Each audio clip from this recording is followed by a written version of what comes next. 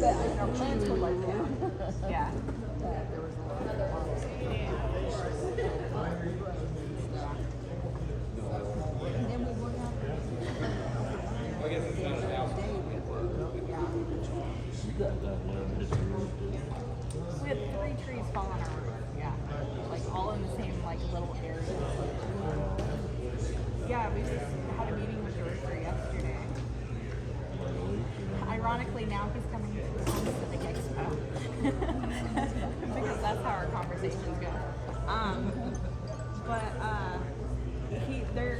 They're gonna come out in the next few weeks and get it done. They have to replace the entire back half of our roof because there was wind damage. Yeah, the back half. We had the whole thing is so I feel like our adjuster was so amazing when he came out. This is so stupid to say, but he was so amazing when he came out. I feel like if there was any issues really with the front, yeah.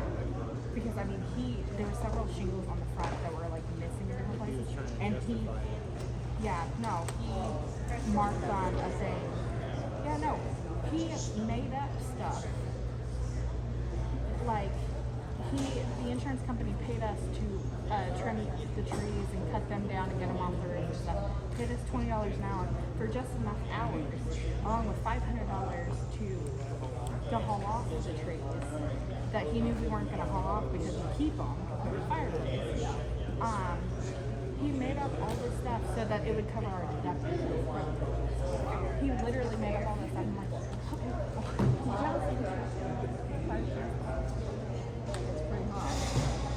Did it go up like in the last month? well, I paid Because ours went up $30 a piece. Me and Brandon, so it's $60 more. And I talked to him, I talked to him about it. And she said the state of Missouri made a across the board raise in car insurance. And it affects every insurance company there is. They do that occasionally. They did that a few years ago. $30 a month. Good evening, everybody. Welcome to our meeting tonight. That can't be. As we're getting started, make sure you put your name in the drawings up here. There's 3 different drawings, and read what they're about on the bucket, but you could potentially enter all 3 if you qualify, so feel free to do that. We will draw for prizes at the end of the night. We wait till the end of the night, do that last thing so that no one gets up and leaves, and hopefully we'll stick around for our prizes tonight. So we'll have 6 different prize winners at the end of the night. So good to have everybody tonight. My name is Kobe, one of the leaders around here, and we want to first take just a minute to go over some of the announcements that are on your notes sheet. So if you'll take a look at that. First thing we'll talk about is we do not have a meeting next month. So September is the month that we have our bug out camp down at Roaring River State Park. So in lieu of a meeting, my name tag's not sticking around very well today. In lieu of a meeting, we will be at Roaring River State Park for bug out camp. So let's talk about that for a minute. That is the 14th through the 17th of next month. We are down at Roaring River State Park. Last time I checked, all the campsites were sold out. So if you were planning on staying overnight in a campsite, you will have to check back every day on their website and see who cancels and try to get one of their spots. You can still do that. They did have some lodging in their hotel. They have a lodge there at Roaring River State Park. And so if you want to stay overnight, you can stay there. Or you can come down for the day and visit us on that Friday and that Saturday in particular. So if you look over, if you flip that front page over to, it's not on there, never mind. I have agendas printed. I printed out agendas for everybody last month. So if you were here last month, you got an agenda.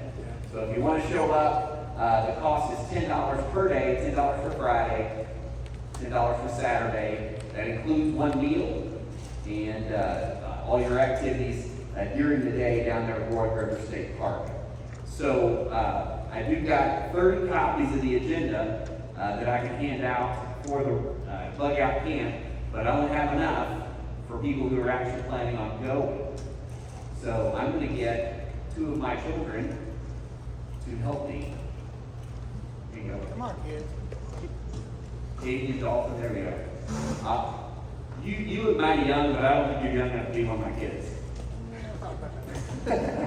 Anyway, if you are planning on being at bug out camp, we'll have people from Arkansas, people from Oklahoma there. Raise your hand and my children will give you a new copy of the agenda. It is revised from last month.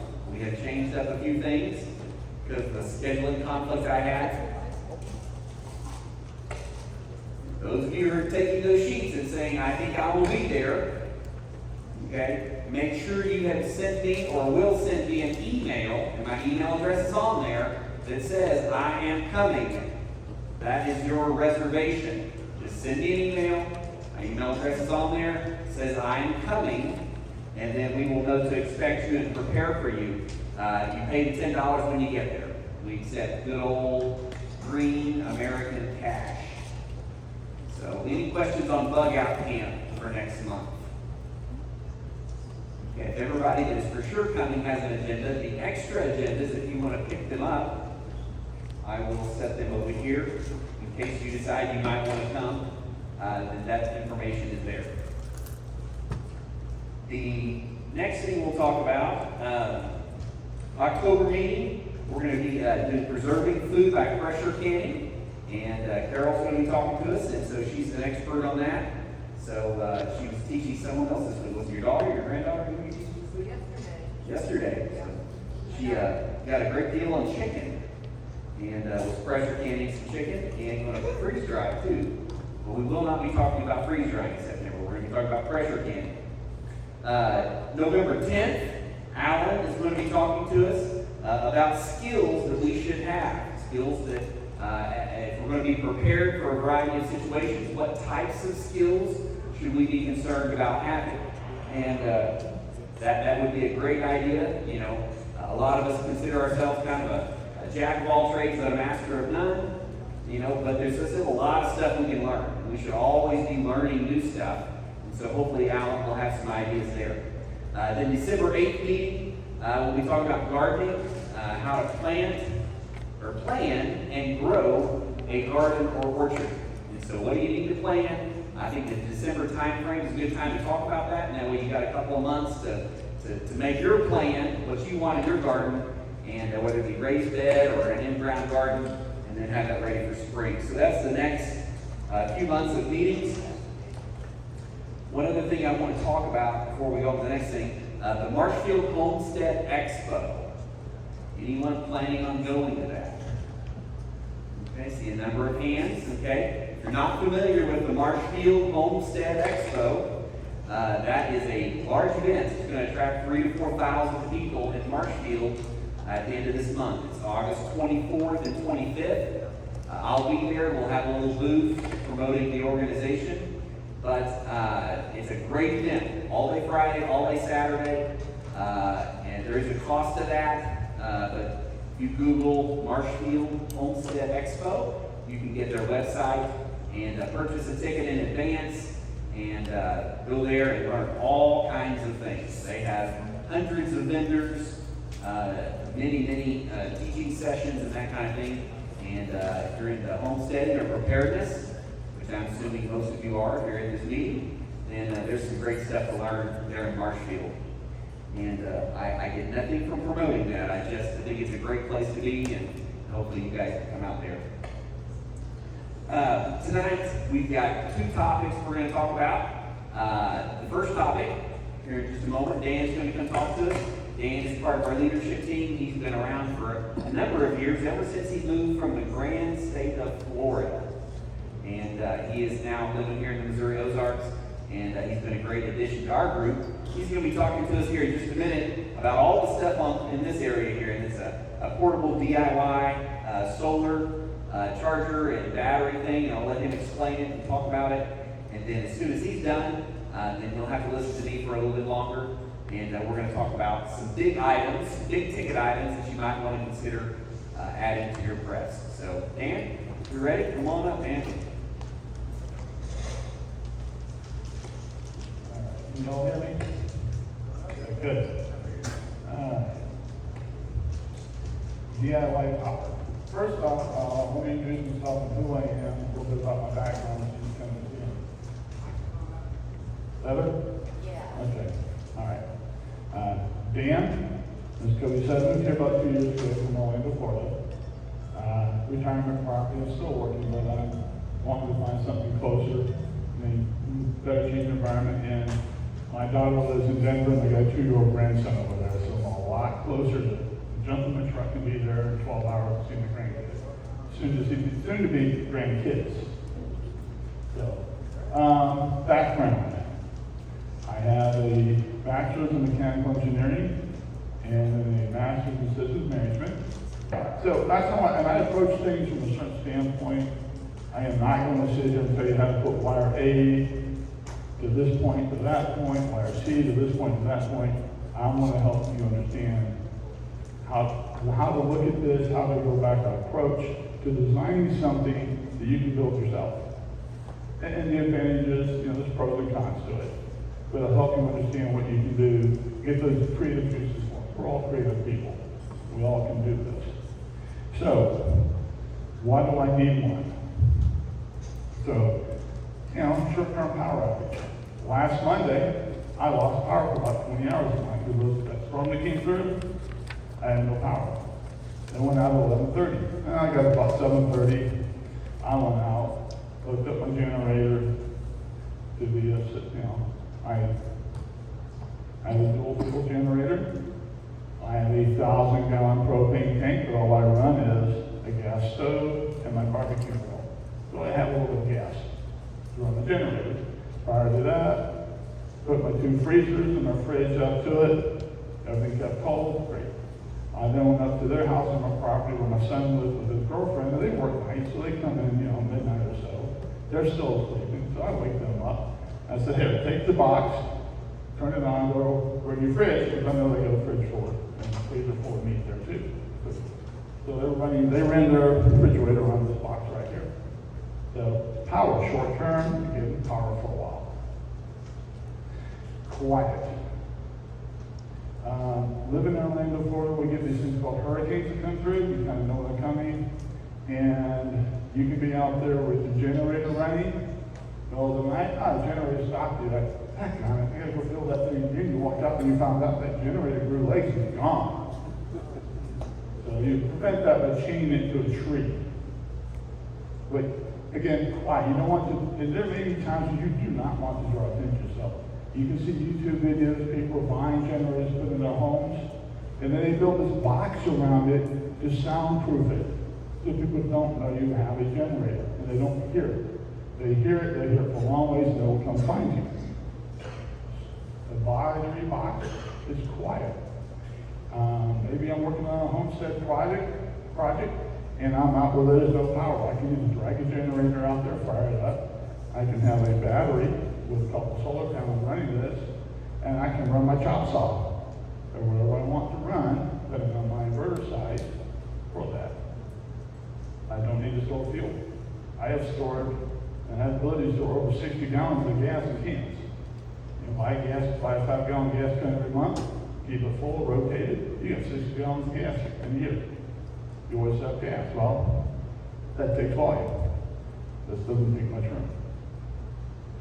I can recharge my batteries. I could be running this on solar or running my equipment and I'm not having fuel. So it has those kind of advantages to have for having a battery power, using a battery with solar to charge it, or other inputs you can run to charge it on the grid. Most of the time I'm charging this with grid power. So again, uses for something like this. Again, like I said, you're out doing stuff, I want to be quiet. Maybe there's key items I want to keep running during a power outage.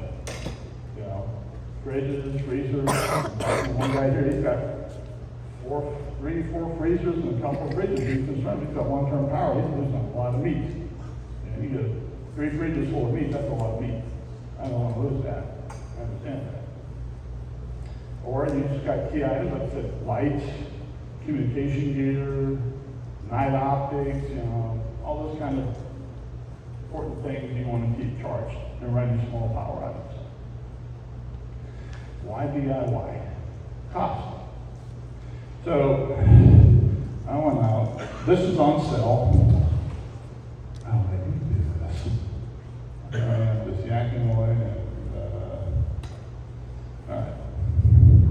I don't have this list right there, but this is one of these. Oh, wait, about 1,300 watts, lithium battery, couple plugs here, USB in the front. Normally, it's $1,300. I did catch it on something Amazon for over $650 or so, but it's pretty big. It's on that. This system I built here is 1,500 watt system. I got an AGM battery in it, RV battery, $500. I built it myself. I can change components. This is iteration number 2. Originally, I had 2 golf cart batteries and an operating box. I went to 1 battery, put it into 1 inverter. Something breaks in there, it can be a 50-cent component. I gotta go back unless I know how to go tear into it and fix this from an electronic standpoint. Something here breaks. Let's say my inverter goes right here. What do? Well, I can go over here, grab my other inverter. This is a 1,100 watt inverter, and put it in there. I'm still operating. If time comes where I need to find a different battery, I can put a lithium battery here. My battery here only costs $115 being an AGM with Menards. I can always find an RV battery, marine battery somewhere. They're around. So I got options there with batteries. I'm not locked into what somebody gives me. I can do what I want with it. So you got that. And I also have the ability with 3 12-volt sockets in here to run 12 volts, a couple USB ports, a couple power ports. I can run extension ports. I can run different things with this. I control what goes in here. I know what's in here. I know how to change things out. That's the beauty of a DIY. You know the system. I want to stress that. You know what's in it. You built it. You know how to do it. And if I'm worried about, EMP, CME, won't worry about that. I can put that inverter in my Faraday box. So if this one's sitting out and gets fried, well, my battery's going to be fine. I need to put the other inverter in and I keep on going. Unless that's in a Faraday cage, it's fried, because it's got electronics in it. So things to think about from that standpoint. So, now I got 725 there, that's the box. That also includes the couple $100 for the 100 watt suitcase style solar panel there with a charge controller. So I can take this, back out, close it down, put the panel on it, roll it around, go where I want. That has a 100 watt panel on it. So, key components of a system. So, once you figure out what you know, I'm going to hit a couple things in there, but some of the key components is, what am I putting this in? I've got this Milwaukee pack out. They're pretty nice for this stuff. Got a lot of room in the bottom. I can move stuff around there. There's different boxes. DeWalt has some different ones. You can do that there. You can get a big Pelican suitcase thing, smaller case. Put it in. Other potential items. Trolling motor box. I can put a battery in that. There's a power supply right there. And I'll talk about this, but I can put a small battery in here now, but that is a power supply. That's my next project. A hand truck. Good old hand truck. That's one of the first ones I saw. Guys strapped the battery to the bottom of the hand truck, put a piece of plywood on it, mounted an inverter, mounted a charge controller, battery maintainer all to it.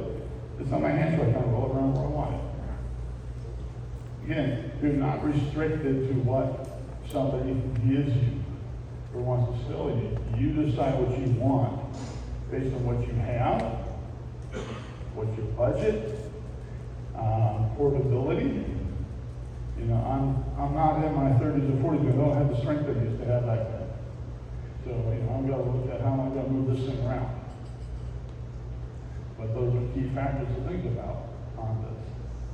I will say one thing you put in the box, Make sure it's non-metallic plastic. Because if you have it in a metal box, it gets too short, it's going to heat up, or you could have a rather shocking incident. You grab that thing, or when you go look at it, it shorts up, your battery's dead. Stay with plastic. A little bit safer. And lighter. Okay. Battery. Okay. Yeah, well, batteries, again, different sizes. You have different batteries for that. I've got, I think a group 27 AGM in there, battery. I can go lithium. There are other batteries that go larger, small. I could put 2 batteries in here if I wanted to. So then parallel, I got more power coming out. There are smaller batteries that could be 12 volts and let's say 16, 18 amp hours.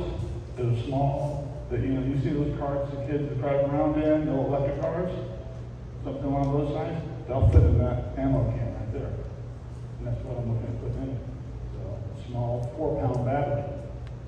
Well, right now I have a 50 to 60-pound battery. Lithium's a lot lighter, so what are your physical constraints? You know, to move stuff around, what are you trying to do with it?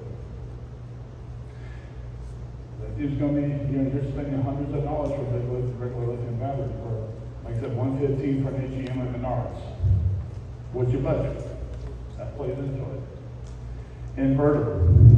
What does the inverter do? The inverter takes the 12-volt current and converts it into 120. You can see I've got 2 plugs here. So it's going to take it, give me now 120 AC out of it, so I can then go run things like that. Depending on the size of your inverter and what you're trying to run, what you can do. Will I want to run a fridge or something with it? You know, it's going to determine what you can do with the inverter, how much. This is a little 750 watt inverter right here. I can run stuff with. So you have the inverter you can run your appliances with, or what you're trying to charge, what you're trying to run. Like I can run a chop saw with this. I have a couple of corded electric chainsaws. And Daryl can tell you, he was there with me. I can plug it into this and run a corded electric chainsaw on that box. How we're going to load it. No, they fire it up, and I was surprised. I was like, yeah, this is nice. So I have power to run stuff like that. All right. But your inverter decides to determine what you can run, how much stuff you can run. It's going to be like 1500 watts is pretty good. I can run a couple, I've run 2 freezers on this, or a refrigerator, so if that's what I'm trying to run, that's good. That's what I want to do. So.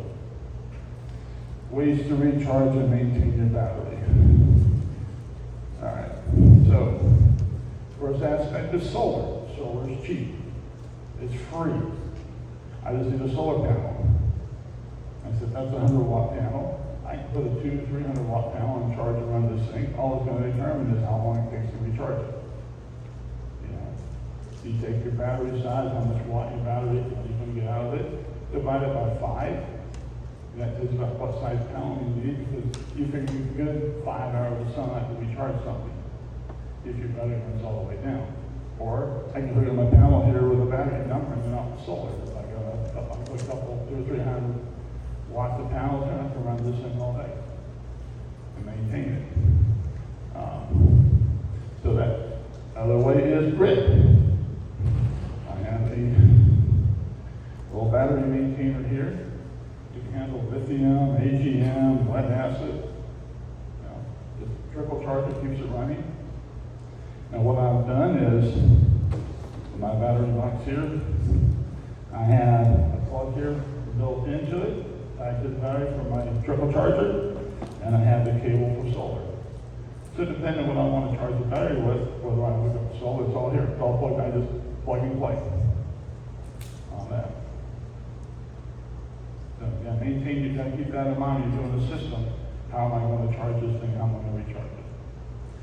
Other things to think about: fuses, wiring sizes, switches, all that other little stuff you want to put in there.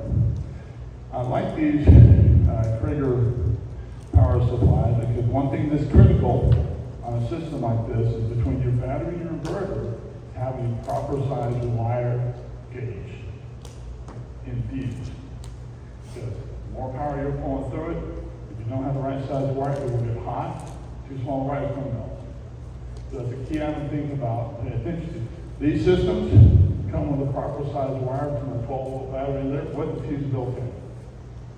So nice thing with this, being cable short, like it should be, I just hook up the wire. I don't have to go size this wire. I kind of like that. It keeps it simple on that. All right. So I work to keep the battery fully charged. So a lot of times I'll keep my battery charged up. Last Monday, when we had the power outage, my son ran this down. I drove it back down to my house, I put a 100-watt panel on it, threw it out there in the front yard, left it. That evening they come to check, battery was fully charged. After sitting out there about 6-7 hours, fully charged up, sitting out there in the day.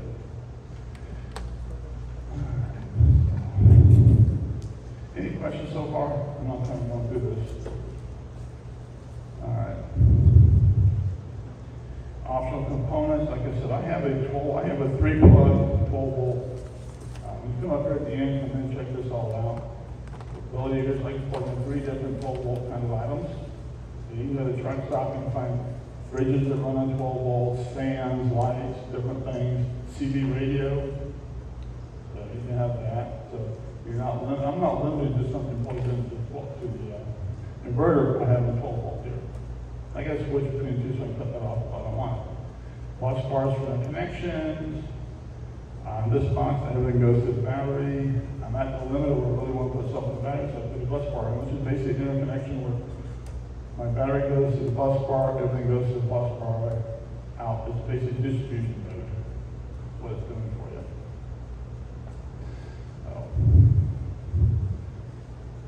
Alright. Things to keep in mind designing the system. As I mentioned a minute ago, wire size is important. Particularly in the specifically between the battery and the inverter, making sure you get the proper wire size. Stay with copper. Do not use copper plated aluminum wire. Throw that garbage away. It's cheap, don't use it. Use copper stranded wire, battery cable is correct. I would highly recommend it, unless you're a really good electrician, between your battery and your inverter, buy, or any kind of battery-to-battery hookup, battery-to-cable, especially with the bigger systems, buy prefab cables. They're available on Amazon. Or a different, you can go out on those sorts. But buy a prefab cable, safety, keep your safety in mind with that, because it's key item. Unless you know how to properly crimp 8 6-gauge wire, a lot to it, go buy it. Ventilation and cooling. When you're charging your battery, especially like the lead acid AGM, keep your box open. But they can't overheat, they can't get out gases. You don't want to, have this thing all closed up and go out and open it up and you get some crap coming out you and not good. So you gotta think about ventilation. I have seen boxes with design that people have done with a pack out. We had a couple of batteries there. He had 2 12-volt fans on one side, sucking air in, 2 12-volt fans on the other side, sucking air out. He had a big panel in the front with all the digital display, how the batteries maintained, multiple power outlets. So he made it really complex. I think it probably can show the ways to build it. If you want to go do that, you can. That's the ability of DIY. You can make this as simple as you want or as complex as you want. But ventilation, he went ahead and made 4 fans running for a couple batteries in a box. Maybe a little overkill, that's what he did. Make sure your battery is secured. Especially in a system like this, you got a 50, 60 pound battery, if you're staying with an ATM type battery or lead acid or RV battery, that thing shifts on you, it's not going to, if you're trying to pick it up and move it, that's a lot of weight to shift around. Even in the trolling motor box, you want to have something that keeps touch it, keeps moving, then you go to move it, it's going to move on you. So make sure your battery is secured, make sure I have from designing structures for different systems, I like to make things a little beefy. I'd rather have larger fasteners and overkill it. So I don't have to worry about something coming loose. It's never good to have hardware come loose. Make shift and weight, do shift and weight, does shift and move around, so keep security in mind on that. Okay. Okay. Building and designing your system. A couple of things, always determine at the beginning of any design, whether it's something like this, a homestead project, anything, know your requirements and your constraints. Determine that up front. When I say requirements, what do you want this to do? What do you want your battery power to do? Are you wanting to have the system run 5 freezers and freezers and freezers? Fridges and, say 3 freezers, 2 fridges, they got 5 systems, pulling 7,000 kilowatt hours? Is that what I want to run? Maybe. Or do I just want to have something I can take with me in my car and keep my key electronics charged, like a cell phone, a radio, flashlights, rechargeable items like that? Or am I going to have this in my tent camping where I have a fan running to keep it cool at night? What do you do? What do you want this to do? Understand your requirements like that. What do I want this to do for me? What is my budget? I can sit down and come up with design a box and a system that'll cost you $1,500.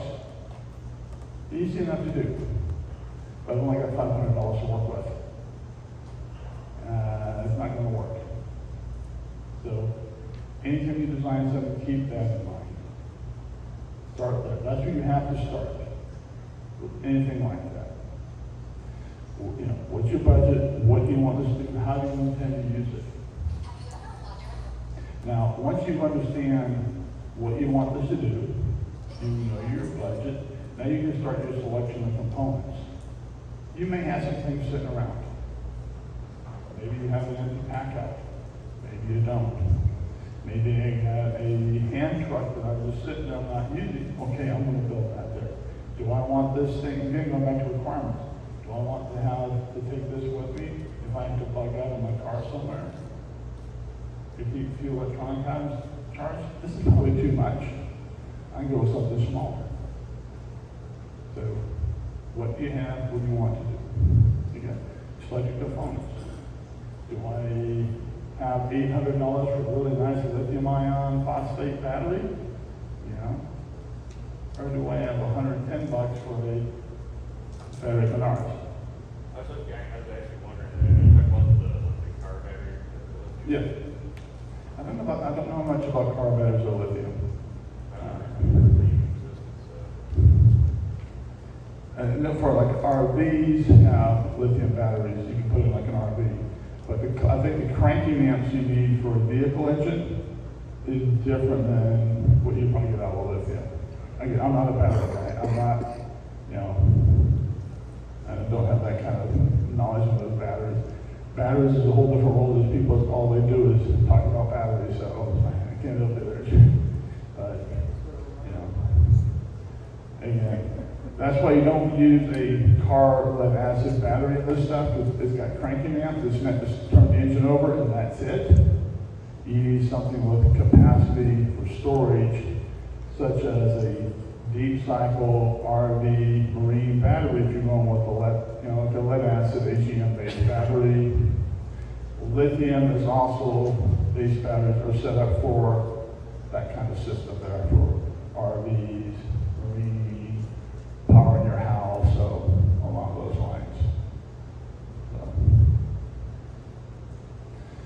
All right. So once you've determined your components, what you're going to do, your requirements, I know what I got for my component. Now I'm going to lay out the system. What am I just going in? What am I going to do with this? How is it? Am I putting it in a box like that? Am I putting it in a hand truck? Am I have a piece of plywood? I have a battery at the bottom. I have a piece of plywood. I mount my inverter, charge controller, triple charger, all to that piece of plywood. Maybe I put a couple hooks on there to wrap my cable, my power cord around and take it with me out places. Where do I put my solar panel? So you lay out your system how you want it. Once you've kind of laid it out, you've kind of put stuff in their proper places, you've got it all thought. Now you can start looking at drilling holes and doing things like that. physically attach stuff, but you want to get everything kind of thought through in your mind and on a piece of paper and know where you're going before you start physically doing something with it. Build assembly your system. Be very conservative when you build practices and things like that, because we're dealing with power. Whether it be a little bit or a lot, it's power, it's energy. You do something silly, you can get yourself hurt. Or you can take your whole system, you hook it up wrong, and you turn around and you say, what's that smell? And you realize the whole thing's over there smoking away. And I've seen people do that to multiple $1,000s of equipment in a lab. Never fun to watch. You just sit and say, thank God it's not me.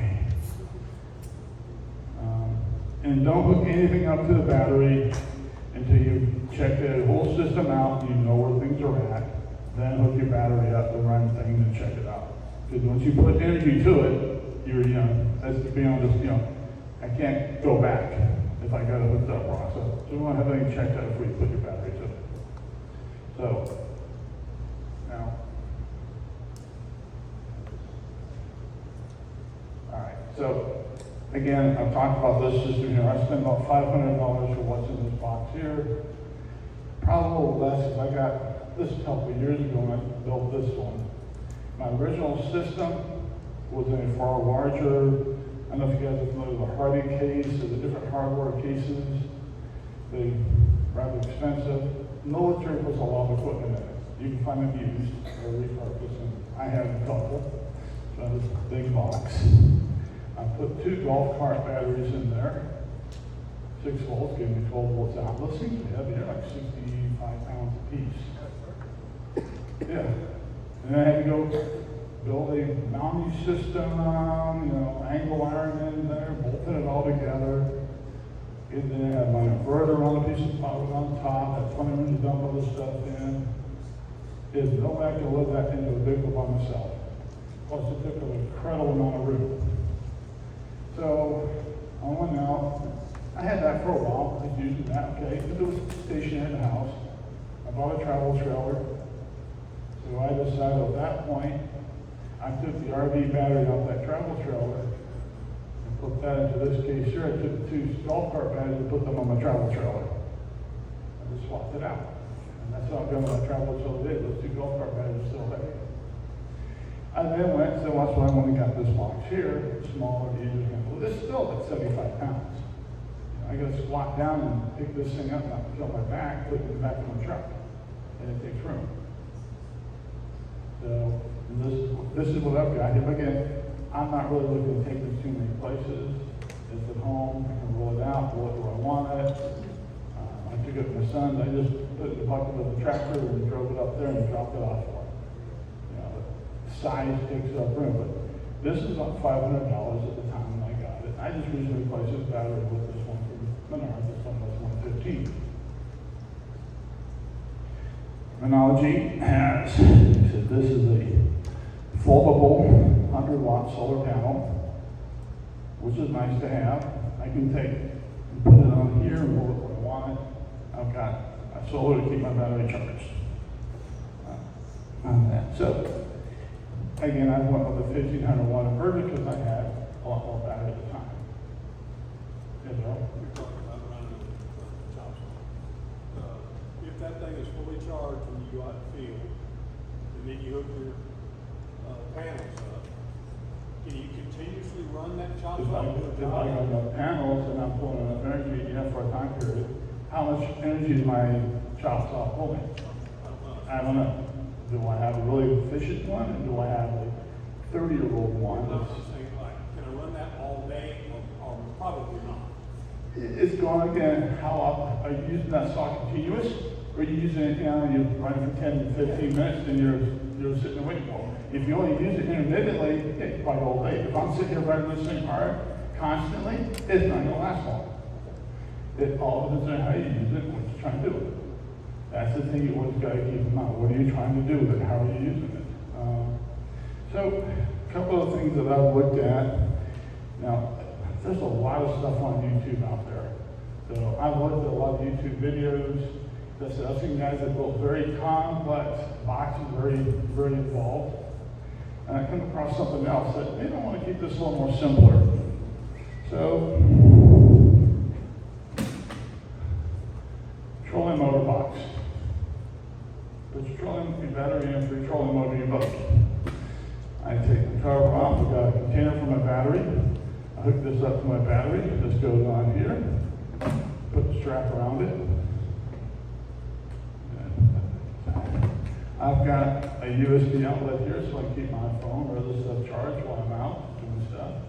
I got a 12-volt socket here. I can run some 12-volt power items. These come on and off. This is what I hook my motor up to. Well, I'm out doing stuff. I can take a little inverter like this. I can hook it up to the terminals here and run the 112 stuff, something off the 120.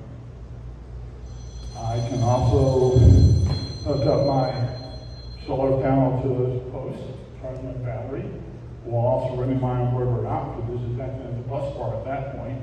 I'm putting power in, I'm pulling power out. I don't want my battery sitting there being a storage capacity. I'm doing that.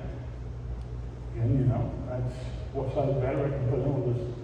If I go put a AGM in there, that's still 50, 60 pounds, but smaller size. But I have to carry it on my arm. This I'll roll. Pros and cons of that. Now, again, something like this.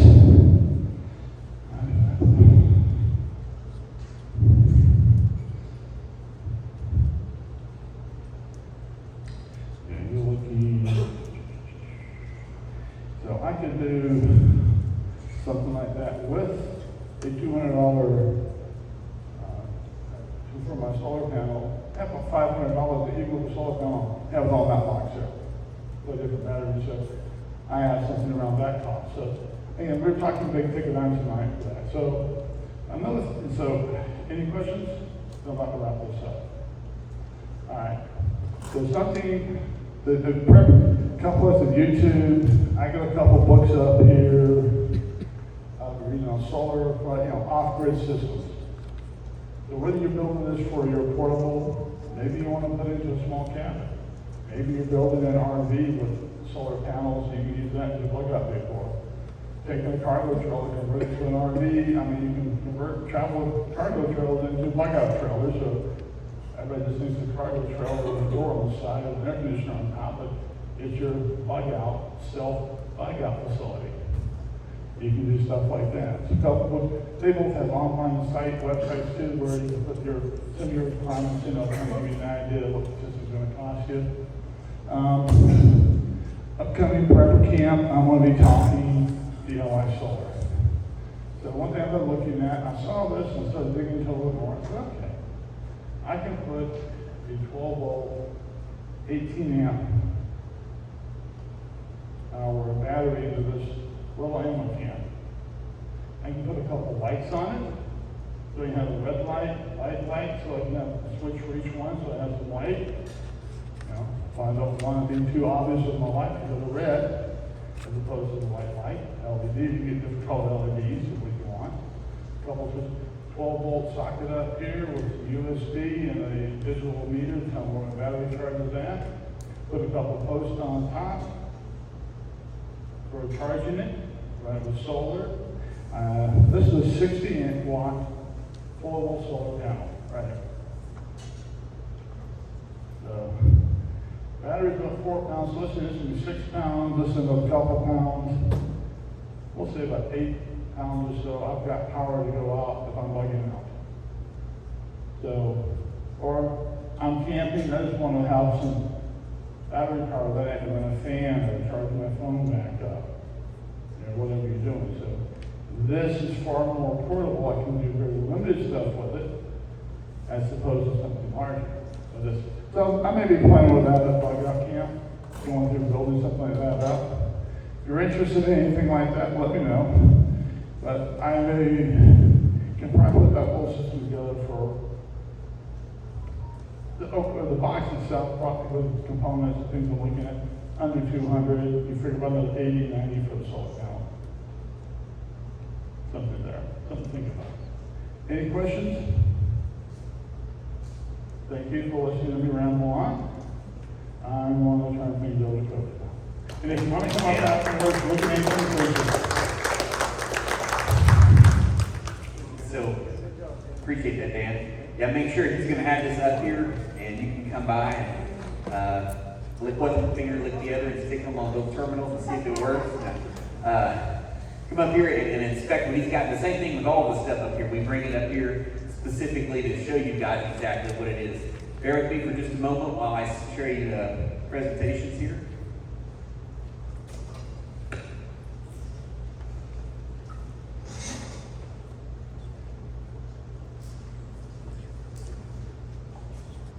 $200. So we're looking at some items that you may want to save up for or consider purchasing. The line of saying is these are all costs at least $200. And so let's talk about some of these. I have them listed out here 1 through 15. I think I got 17 by the time we get to the list. I didn't necessarily put them in a particular order. It's not like number 1 is what you gotta have and that type of thing. I didn't put them in a particular order for a reason. And that reason is this: everybody is different. What you may need, what you lack in your preps is different than what I lack. Okay? And so you need to do an honest evaluation of how prepared you are and what areas you need to be more prepared in. So take this list and say, well, you know, I really need to have some type of electrical generation, or I need to focus on water, or I need to focus on food. Whatever it is that you are lacking, that's probably what you need to focus on. You know, and if you're brand new to all this, well, that's great. You're going to start small, and you're going to want to start with food and water and the basic things you have to live on, and then start expanding out from there. You know, we get to things like, in a minute, we'll talk about night vision goggles and scopes and that kind of thing. Well, those are really cool things to have, and I think they have a really great purpose, and we'll talk about that. But if you don't yet have your water plan, you probably need to do water first. You know, if you don't have food, then you probably need to do food, you know. So you prioritize which is the biggest for you, but let's talk about some of these. And at the end, I'm sure y'all will have some that y'all can add to my list, and we'll talk about that. But first thing we want to talk about is generators. So when talking about generators, here's one that I have at my house. If you came up here and looked at it, it's still in here. This is not just the box. Anything, did y'all notice anything about the box? It has never been opened.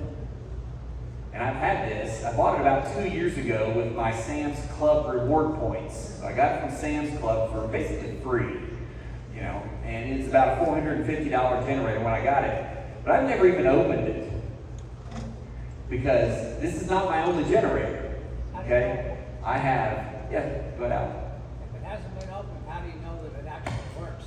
I don't know that, but it's got a 3-year warranty. So I'm thinking I'm going to open it up pretty soon and make sure that it actually cranks out of the box. Yeah, pretty good point. Bug out camp? Yeah, bug out camp. Maybe I will do a bug out camp. That's a good idea. But I have a site that has electrical, so we can try the bug out camp. But, you know, actually this is my 3rd generator. Okay? I've got a really small generator that actually is in my Faraday cage. Okay? And it's still in the box too, brand new. Then I've got another one approximately this size that I've had for at least 10 years, and it's what I actually use when I need one, okay? And I keep it in good shape, in good condition, change the oil on it, keep fuel additive in it, and that type of thing. So that's the one I actually use, but I have this one around. What I really like about this one is this, and it's the only one I have this way, it's a dual or tri-fuel. Okay, this is a dual fuel, which means it can work off 2 things. In this case, gasoline or propane. Okay, you can get them that are tri-fuels. It'll work off of 3 different fuels, usually gasoline, propane, and natural gas. There's different ones. You can also get diesel generators. My favorite fuel for a generator is propane. And this one is, that's one of its options. That's why I like it. Why would propane be my favorite fuel? It doesn't go It bad. doesn't ever go bad. Ever. The metal tank that it's in may rust. It may leak out of there, but it never goes bad. Ever. So you can store it indefinitely. Whereas on the other side, if I have a gasoline generator, how long does gasoline, just straight out of like you get it from the pump, how long does it last? Minimum 6 Yeah, 6 months to a year at the most. You can put some little additives in it that may give it another 6 months or a year. But for the most part, gasoline goes bad. Diesel will last a little bit longer than gasoline. And again, there are some additives you can put in it, but none of that stuff lasts forever. And so propane, I think, is the best fuel in my opinion. So I always recommend if you're going to get one that will run off propane. And then again, these dual fuels, this one will do gasoline or propane. Okay? Enough watts. Okay, watts are the electrical measurement that we're going to talk about to see how much stuff we can run off of this. When Dan was talking about it, he was talking about watts, and his inverter was, what was it, 1100 here and 1500 here, I think. So that's watts, okay? And if you're really into the math, you can take watts and divide by volts and get amps and determine all this stuff. But you need to basically understand how much stuff you can run off of an inverter or a generator, okay? Because if you go to hook up something like your electric range, okay, because I want to turn on the oven and cook some stuff on the stove, and you go to plug it into one of these, and it ain't going to happen. You go to plug it into this,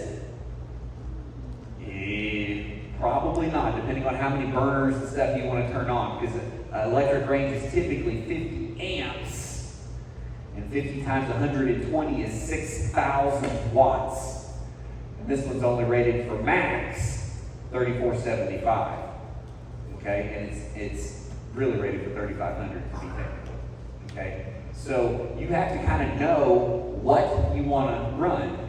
And talked about that too, didn't you? You got to know what you want to do with this stuff. You know, some of you are addicted to your air conditioning, like my mother. Okay, Mom, this will probably not run your air conditioner. Okay, now you got to get a bigger one. Well, they have bigger ones. I mean, you can easily get ones portable. Okay, if you got the back to move them, they're on wheels. They're 2 or 3 times this size. Okay, I was looking at some just today, just kind of scrolling through a 14 kW, 14,000 watts. When you buy one of those puppies, it's going to run pretty much everything in a normal size house. So you can have your range and your air conditioner and all that stuff. But the downside to that big of a generator is what? Noise. What else? Fuel consumption. It's going to suck the fuel. What else? Cost. It's expensive. It does 2 to 3 times as much energy production, but it costs 2 to 3 times as much. Okay? And size. Okay? It'll be on wheels, okay? But it's still going to be tough toting that thing around if you're doing a portable generator. Some of your built-in, the most common name Generac, your built-in whole house generators, those are going to be 10, 12, 14 kilowatts, and they're designed to do most of your house, if not all of your house. Okay? Those are great. I've owned 3 of them. Matter of fact, I had the service guy out today servicing one that I have on top of a business property. And those are great. Okay? They come on automatically and all that, but they're not movable. They make a lot of noise. Those built-in whole house generators are going to start at about $3,000 and go up, plus installation by a qualified electrician. And so there's a lot of expense there, and they've got to be plumbed into either a propane tank or a natural gas line, typically. Okay? So those are some options. Definitely recommend you look and think about that. Next thing there, fuel. You got to have fuel for it. If you've got a gasoline generator, it's gasoline only, and you've got a 5-gallon gas can, and the power's out, how long is that going to last you? About 8 hours. Not even. Yeah. Not long. Okay? How many of you want to admit it, lost power this last week? Okay, so 2, 3. Okay, how long were you out? 6 hours. 6 hours? 19 to 20? About 8 for us. 8? I was only out for Okay. I have my commercial property. It's on Chestnut Expressway. We lost power about 10 a.m. Wednesday, 10 a.m. Wednesday, and we still don't have power. Okay. Our main transformer outside our building blew. Okay. And it's going to be a month before that transformer is replaced. So I had to rent an $800 a week generator, a big generator, to run that 100,000 square foot building. So, praise the Lord for insurance. Okay, I'm going to cover that because we're lightning strike. But things happen, and if you got a 5-gallon can of gas to go with your generator, that's not a very long-term plan. Okay, so you got to figure out where's your fuel at, how you're going to get your fuel, because if it's a big event. Think ice storm. I mean, you're around for the ice storm. Okay, I was. Okay, what happened to the gas pumps? They didn't work either. The store didn't have electricity to make the gas pump work. There was gas in the ground, but they couldn't get it out. And people had generators, but they had empty gas cans because they couldn't get it out. Well, it's like, and that's actually a long-term scenario. I mean, there definitely could, but okay, you got to have a plan for fuel. That's why I like propane, and I'll talk about a propane tank later, so I won't jump too far ahead. But that's why I like propane, because I can store a lot of fuel, and it never goes bad. Generator use plan. Okay, a lot of people think, I got my generator. Maybe you've got a big propane tank worth of fuel to go for the generator, and I'm good for a long time. Okay? You need to sit down and think. The instruction manual with these will come, and it will tell you how much fuel this uses per hour based upon estimated, what's the word I'm looking for? Load. That's the word, estimated load. Based upon 50% load, so you're using about half of these watts, or full load, how much fuel it would consume. Do the math. You know, I got a 500-gallon propane tank that actually has about 425 gallons in it. But this thing will consume,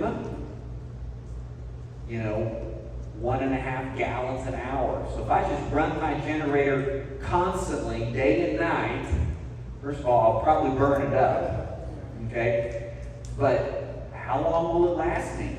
That's just rough math there. That's, let's say, 300 hours.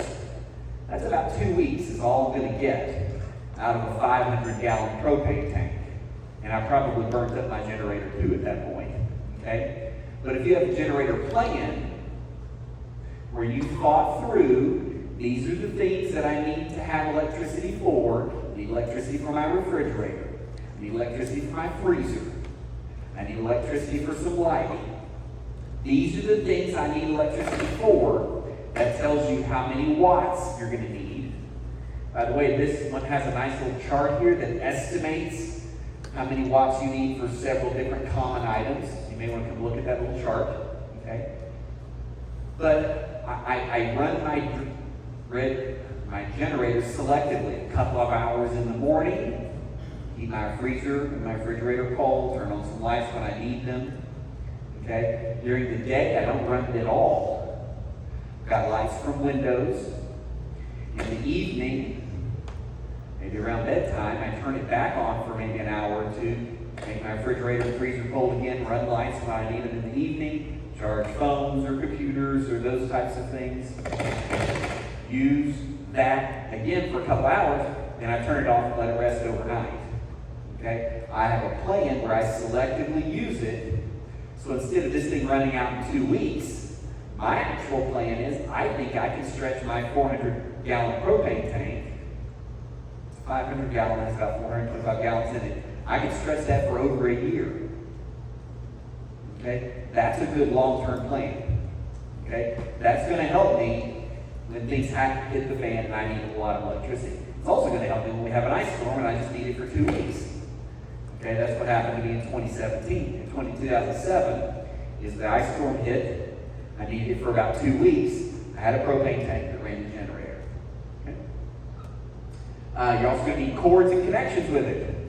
Okay? These things, please do not run these in your house.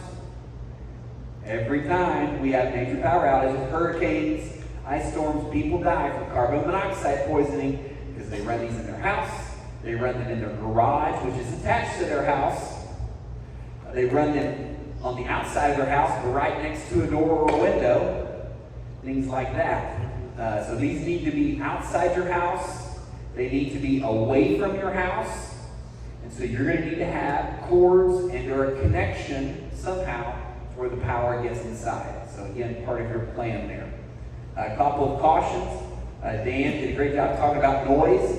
The great advantage to these things is they're silent. That is not silent. Okay? So as soon as you turn that on, everybody within a mile probably knows someone's got electricity. Okay? So it could be a beacon calling unwanted guests to your house. And you may find it disappeared, like Dan was hinting at, or you may find yourself a target for attack because you have something that they want. So theft is certainly an issue. The exhaust is an issue. Again, just talking about carbon monoxide poisoning over there, we want to make sure that it is nowhere near the house. And then we also want to make sure if you're backfeeding or going into your house's electrical system, okay, if an electrical lineman comes and tries to reconnect your electricity, if you don't have it properly disconnected from the electrical line, you can kill that electrical lineman. Okay? Backfeeding the electricity from that generator into that power system. So make sure you understand what backfeeding is, and you backfeed it into your house, but you don't backfeed it into the electrical pole. If you have any questions on that, please let me know, because I don't want you killing an electrical lineman. Yes, sir. The other thing to consider on the theft is when you're firing that thing up and noise attracts people. That noise carries a long way when nothing else is functioning. Cars aren't running. There's no street noise. There's no road noise. You can hear that generator from a long way away, and you can follow that sound and come to it. The other thing you consider is that people hear that, oh, they've got electricity. They also hear and go, oh, they have fuel.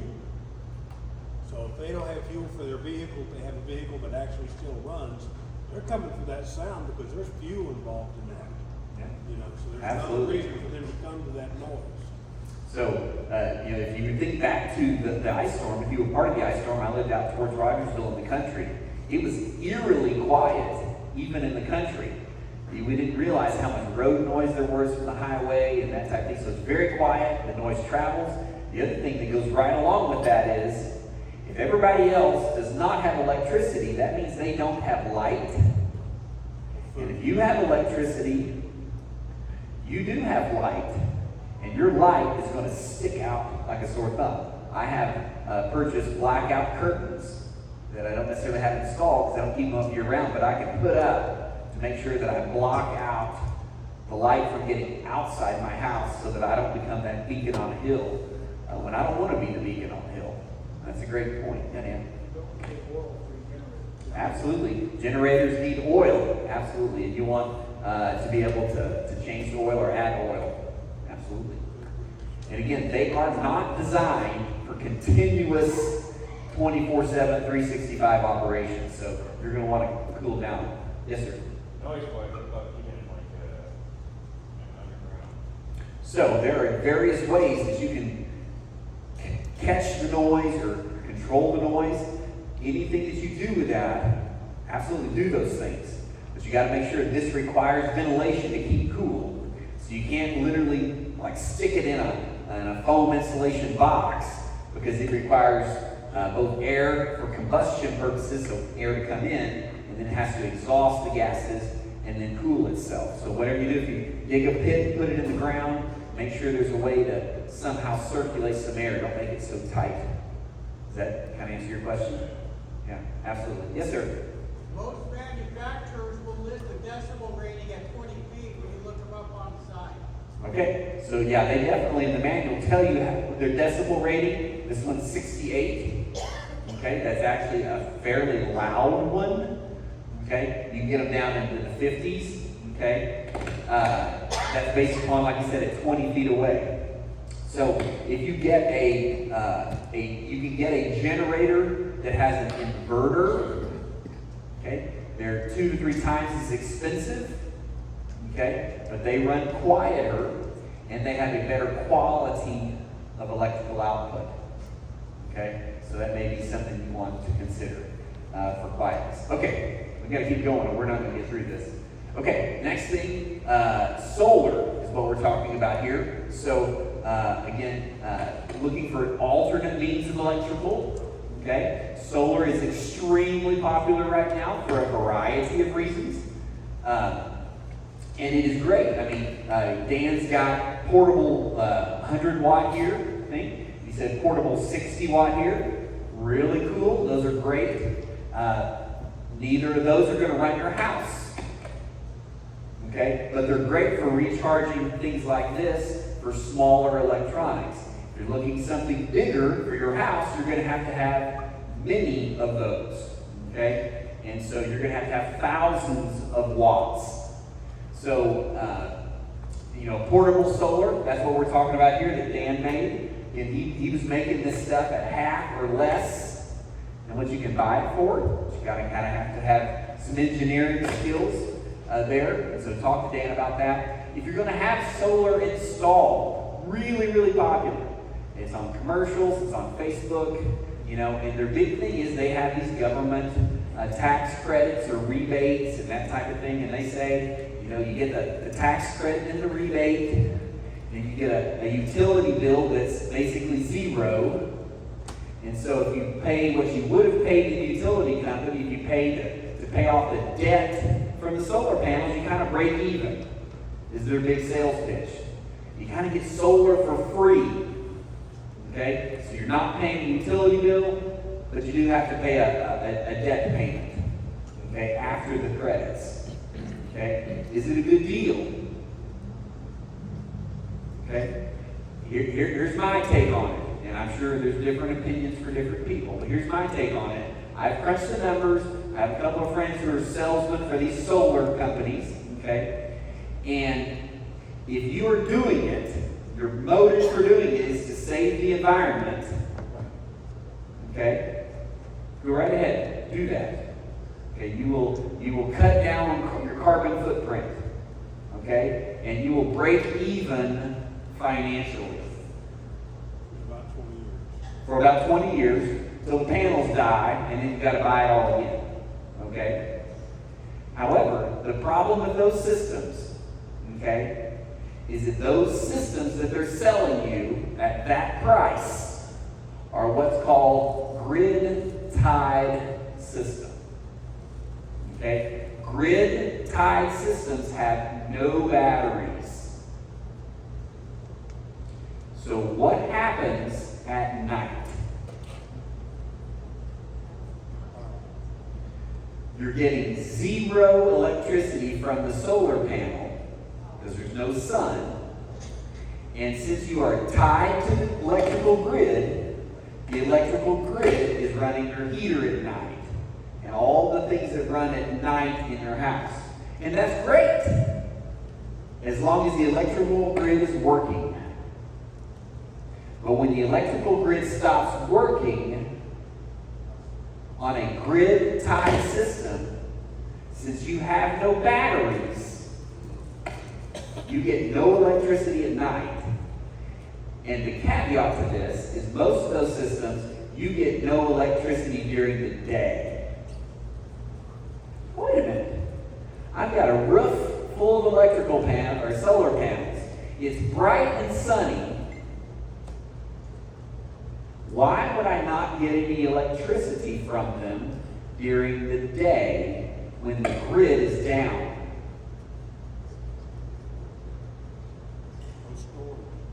You have no storage, that's true, but you shouldn't need storage during the day.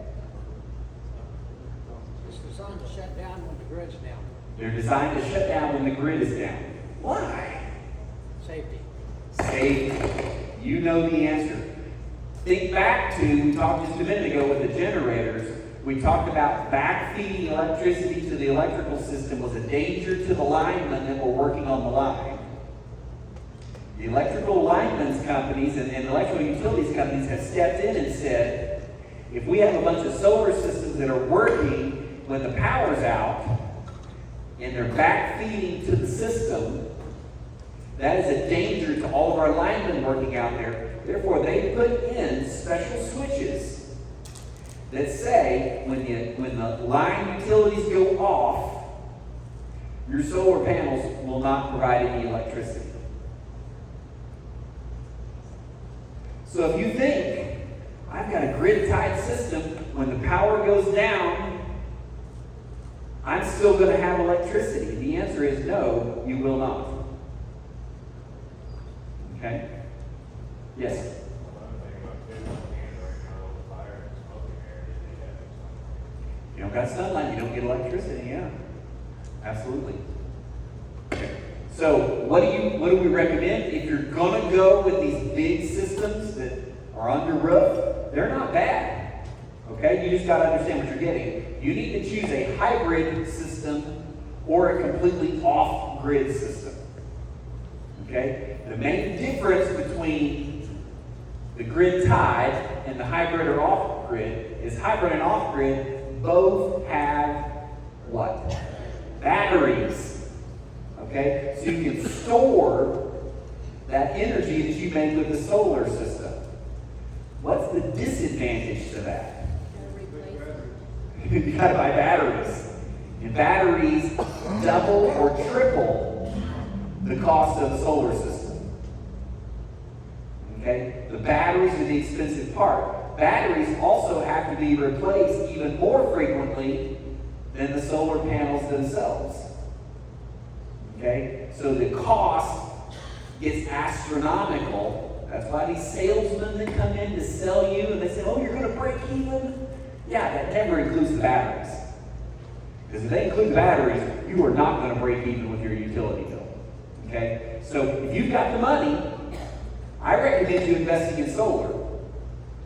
But I recommend you do the hybrid or the off-grid, and it's going to be expensive. We had a lesson that was taught here, I don't know, probably a year ago, that they gave a great explanation of all that and talked about the costs and how to do it relatively cheaply. And of course, that's on our YouTube page if you want to look back and see that video of that meeting and what we talked about there. Any questions on solar?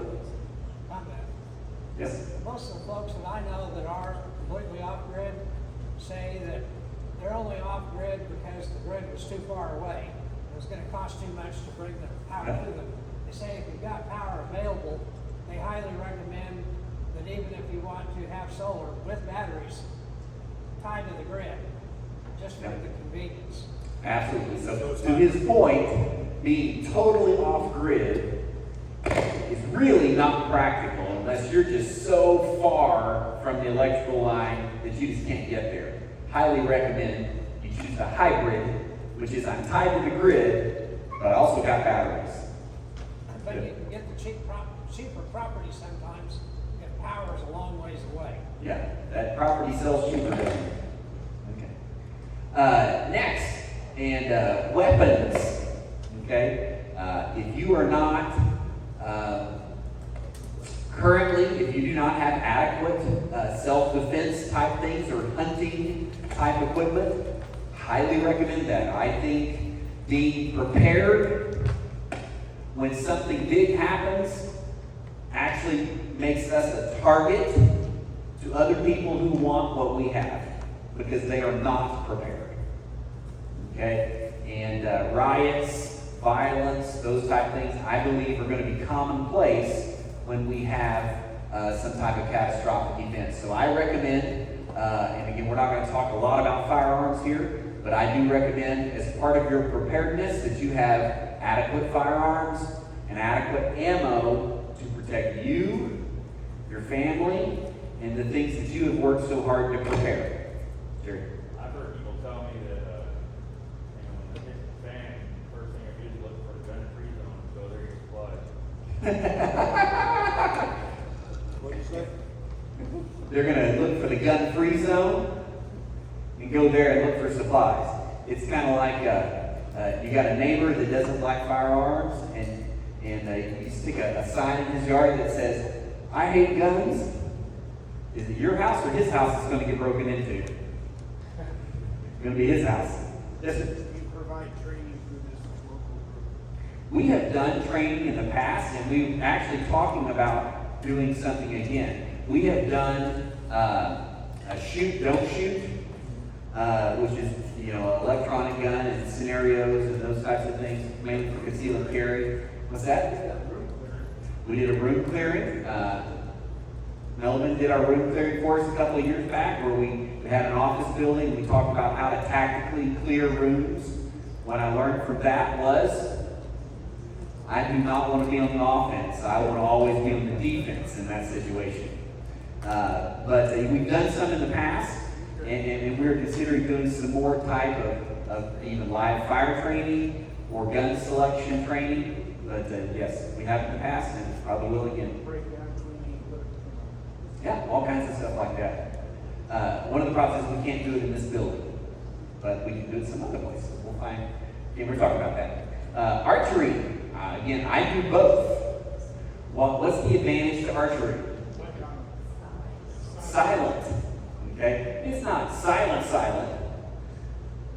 but it is certainly very quiet compared to a firearm. And so there are certain advantages to that. Some people say, well, you could reuse your ammo. Well, yeah, you can for a certain number of times, but they don't last forever. Your arrows don't last forever, do they? No, they don't give your position away for shooting. They don't last forever, and I can store a whole lot more ammo for a firearm than I can arrows for archery. So I have some of both. I have a crossbow that I have as part of my preps, again, mainly for the silent reasons. Also, the hunting season is a lot longer.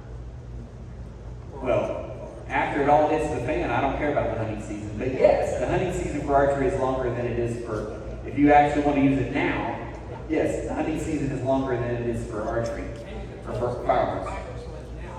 Yeah, you need to practice, absolutely. So the other thing that I have is I have a good, high quality, non-CO2 pellet or BB gun. I do it for hunting purposes. Regular BB gun? Yeah, just a regular BB gun. 177 or 0.25 or whatever. Not 150 calibers.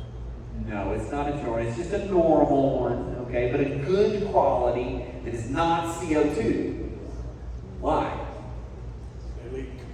Well, they leak, but you also have to have the CO2 little cartridges. Whereas if you just have a pump one, you got unlimited shots. You get ammo really, really cheap. It's good for small game hunting and those types of things. I specify for hunting only because some people I've heard say, well, I don't really want a big, loud gun. And they don't want any kind of big firearm. But they're like, I'm going to use my pellet gun for self-defense. Okay? We laugh, right?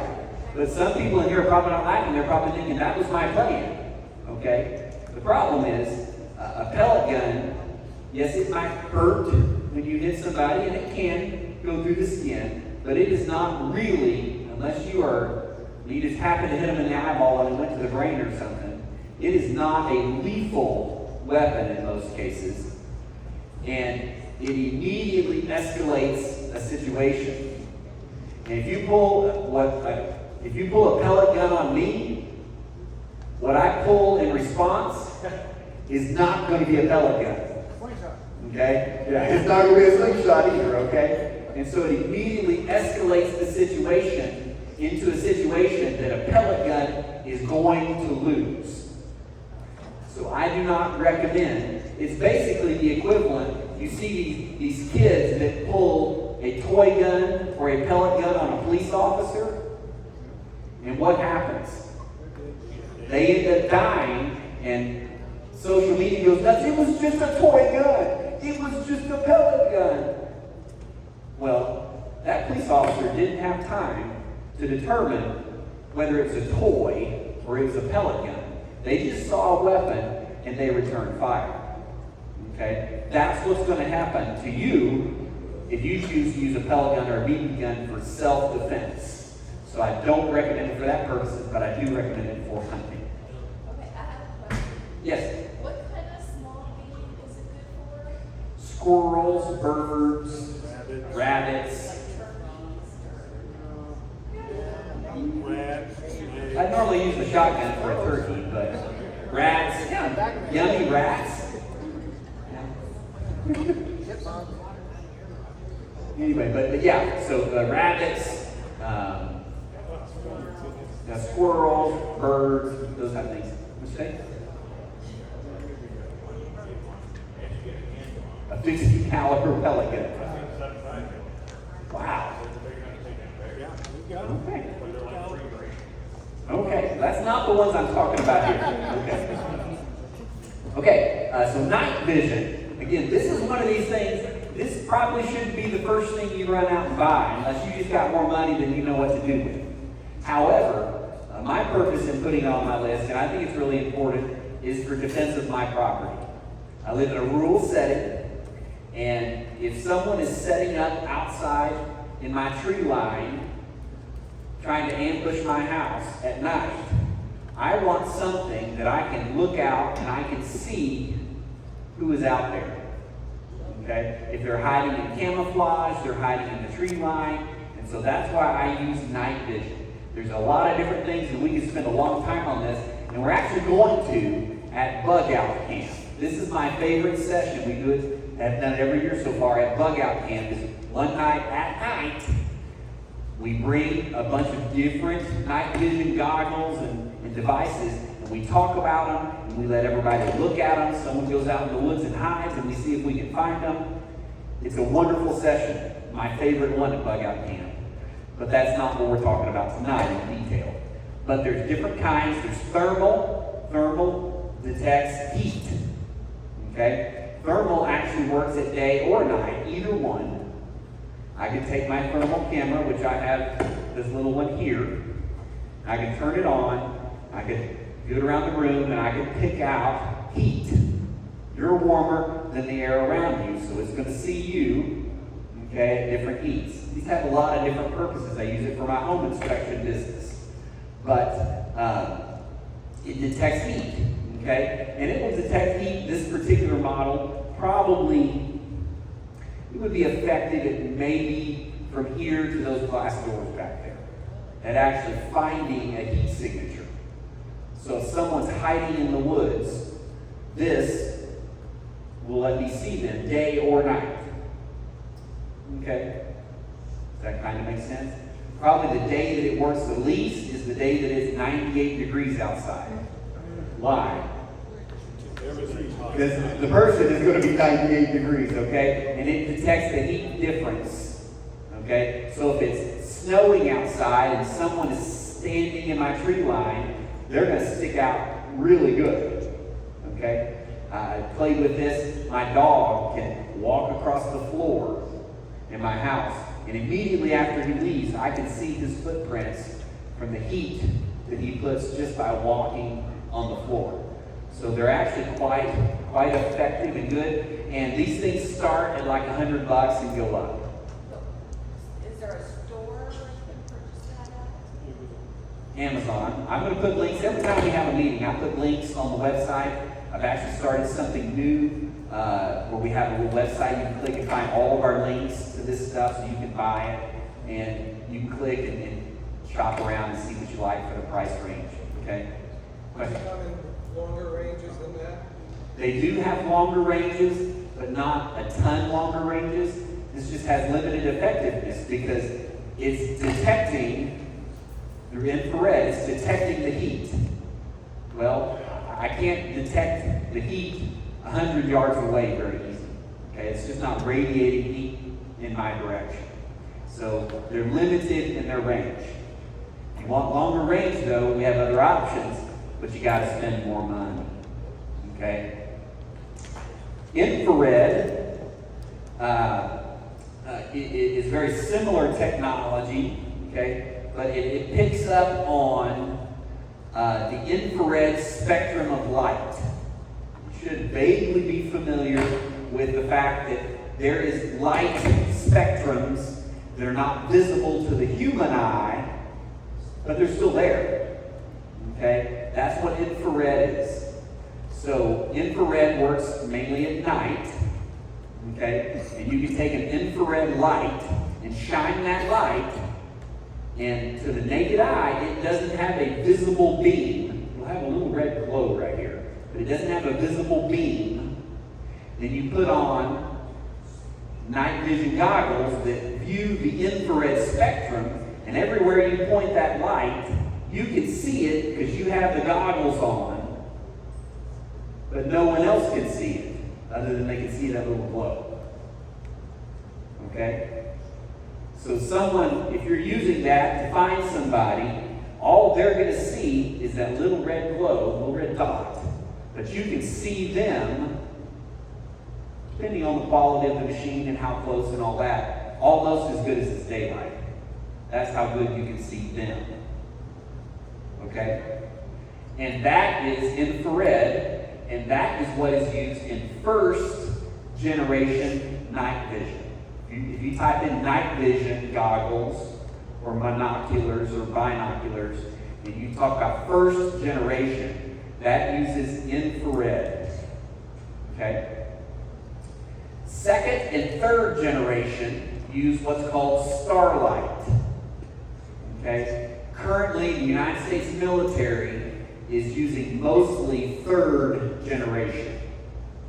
Okay? Now, they have some very specialized third generation we'll talk about here in a second, but that's what they're at. Second generation is quite a bit better than first generation because it actually uses totally different technology. First generation, you can easily find something for less than $500. Okay? You can see about 100 yards. Depending on how strong of a light, infrared light you have. Second generation is going to be typically about $2,000, but definitely less than $3,000. And you can see about 200 yards with that, and uses starlight technology. Starlight technology takes basically minuscule, tiny amounts of light from the stars, ideally, okay, but any minuscule light source, and it amplifies it, and then shows you an image inside your scope. It's typically that green and white image that you see, okay? Third generation uses that same starlight technology, but they just made it better, and you can typically see about 300 yards. That's a long way. So you're talking 3 football fields. You can see with these devices, okay? And with just minuscule amounts of light. But these starlight devices do not work in absolute darkness. If it was absolutely dark, like in a cave or something like that, starlight devices do not work. They have to have a little tiny bit of light to work. Now, infrared or thermal, they will work in literally 0 light. Okay? Third generation devices start at about $3,000 and go up. Okay, depending on what you want. I actually bought one last week and was hoping it would be here tonight. I spent a little extra of my tucked away money on this, and I spent about $3,200. So barely a third generation.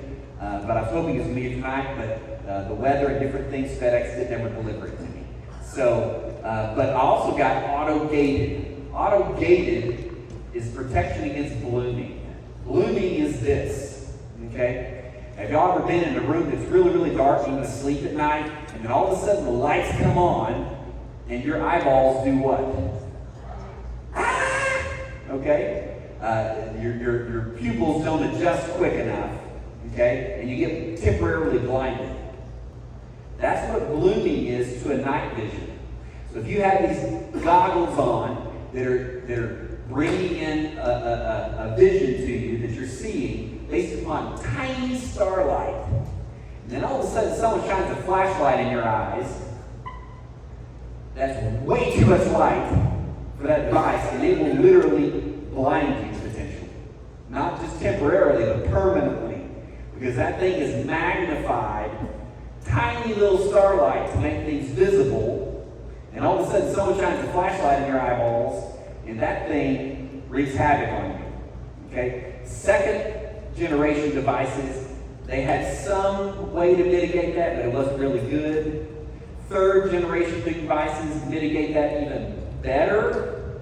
But if you really want something that mitigates the blooming effect, you need what's called auto-gated. So if you really want the best stuff out there, you want a third generation auto-gated. And that auto-gate electronically detects, ooh, there's too much light here all of a sudden. And then it adjusts for that. Okay? Even just as much as, you're using these things and all of a sudden a street light comes on, or someone turns a porch light on, or something like that, then these auto-gated are going to adjust for that. What is your purpose for it? Other than, oh, that's a cool toy. For me, it's property defense. Okay? I've actually got devices that'll actually put on my gun scope. That's an option too. You can get things that mount on your gun scope that are night vision. Okay? I've got stuff that I can detect people around me, in my yard, in my field. I want to be able to see them when they think they can't be seen. Okay, we got to keep going. Whoa, I'm way behind. Okay. Yes?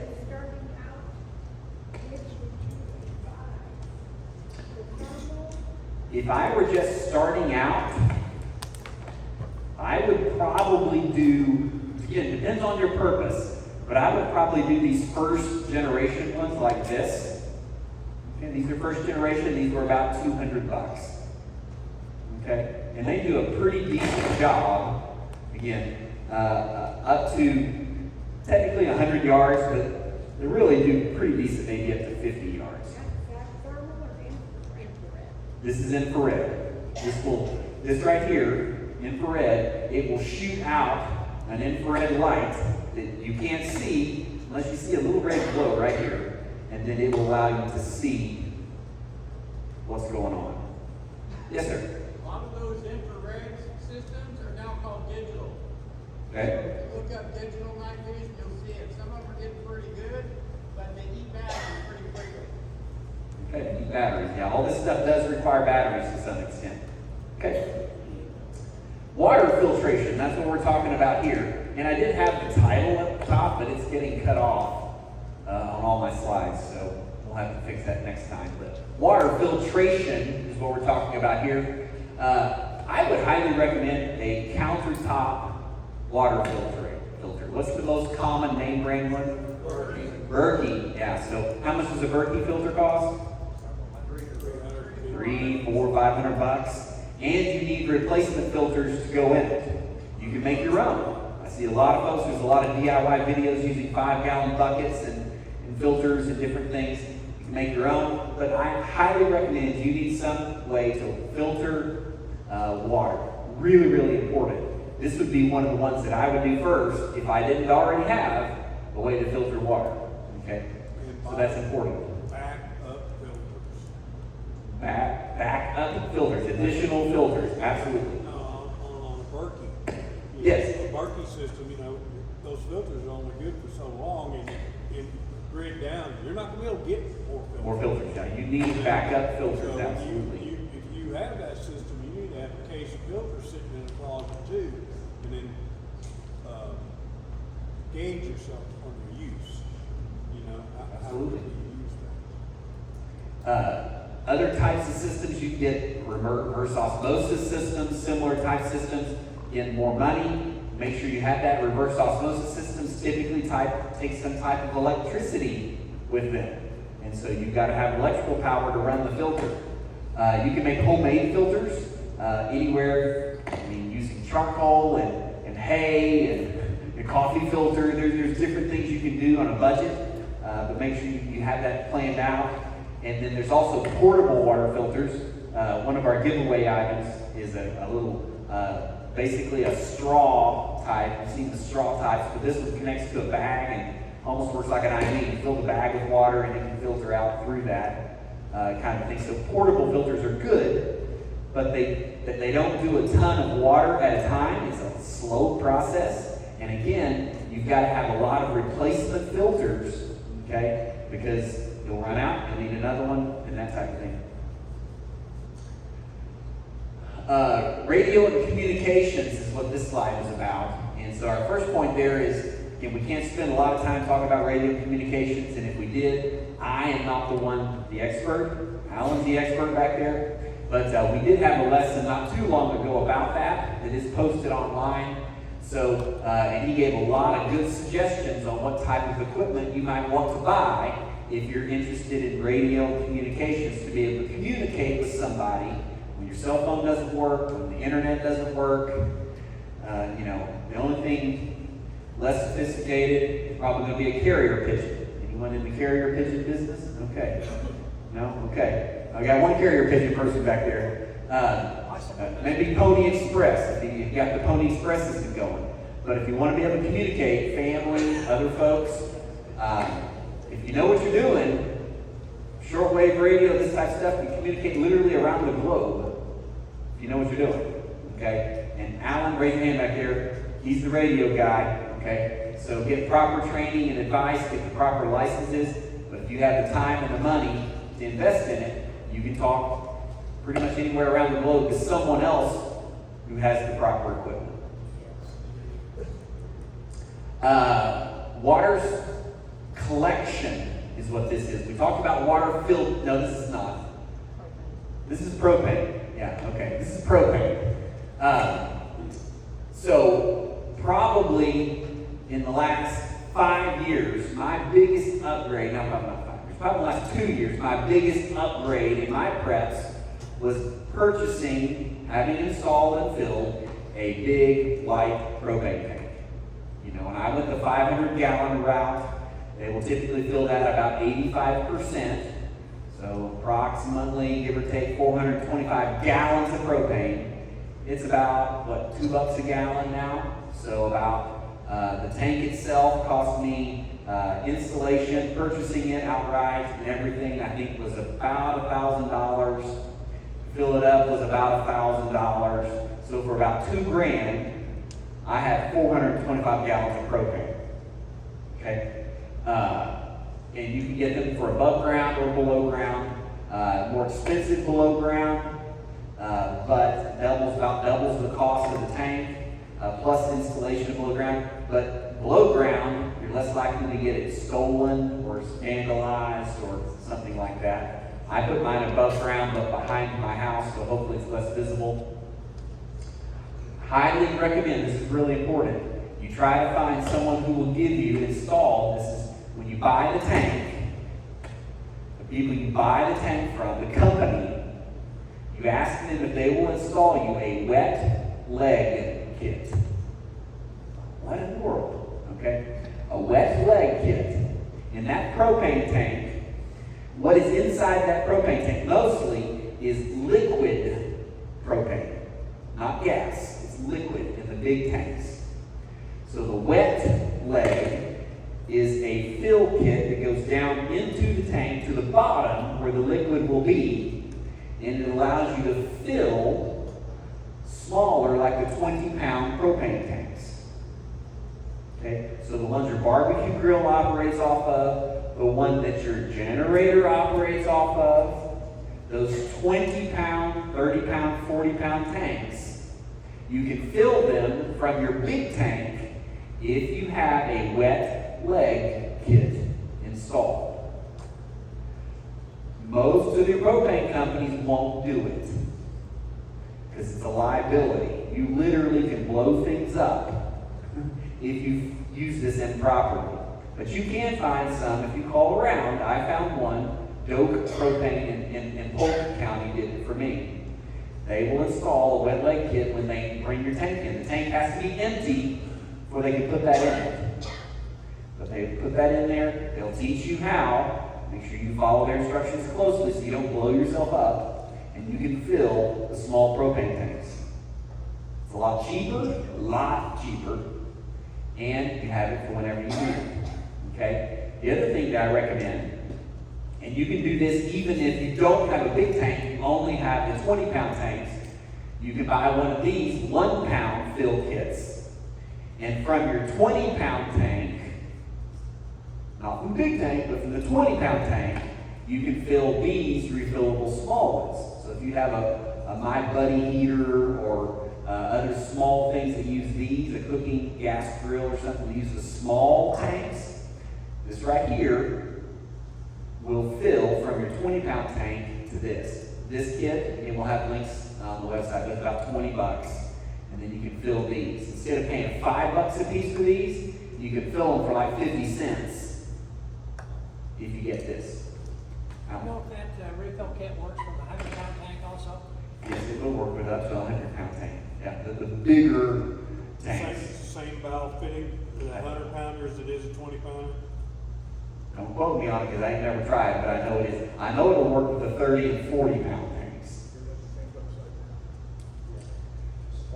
Putting the 100-pound tank upside down might Might be a problem. Yeah, I think you're correct. You do have to turn it upside down to use these. You want the gas in it.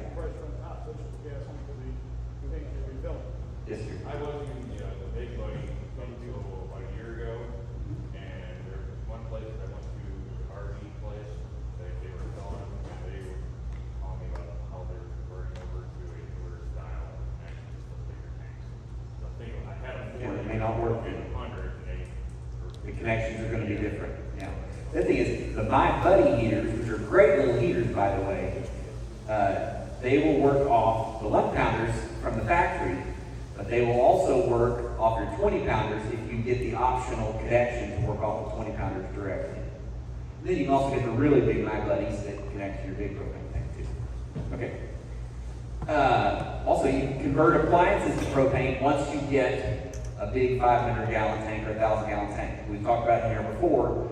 From like your Amish supply houses, they will sell propane refrigerators, propane freezers, propane, obviously hot water heaters and ranges and those types of things, so you can eventually convert all of your appliances to propane.